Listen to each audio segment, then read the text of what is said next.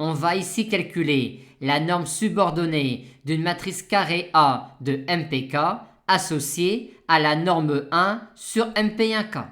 Classiquement, on va commencer par déterminer un réel grand M strictement positif, tel que pour toute colonne X de MP1K, on ait la norme 1 de AX qui soit inférieure ou égale à grand M multiplié par la norme 1 de X.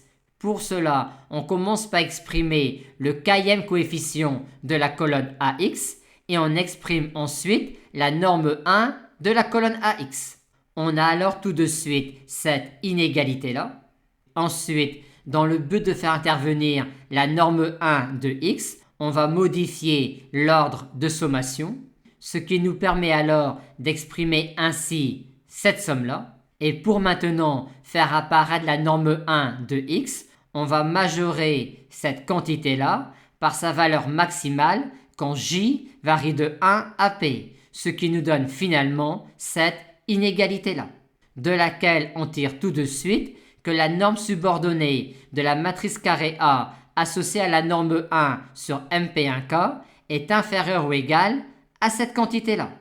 Et maintenant, pour montrer l'égalité, on va exhiber une colonne x0 non nulle de MP1K telle que cette quantité-là soit égale à celle-là. Et pour nous simplifier la vie, on va prendre une colonne x0 dont la norme 1 est égale à 1.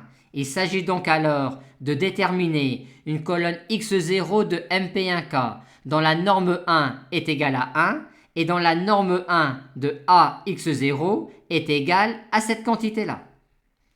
Notons alors J0, notons alors J0, l'indice de la colonne pour laquelle cette valeur-là est atteinte. Or, cette valeur-là n'est rien d'autre que la norme 1 de la J0e colonne de la matrice A. Par conséquent, si on prend pour colonne X la colonne dont les coefficients sont tous nuls, sauf le coefficient à la place J0, la colonne AX0 est alors la J0e colonne de la matrice A et sa norme 1 est donc celle-là, et on a de plus la norme 1 de la colonne X0 qui vaut 1. On a donc exhibé une colonne x0 de MP1K pour laquelle cette quantité-là est exactement celle-là. Ce qui achève de démontrer que quand on prend sur MP1K la norme 1, la norme subordonnée d'une matrice carrée A de MPK est alors cette quantité-là, où on a ici, pour chaque colonne de la matrice carrée A, la somme des modules de la colonne de la matrice A.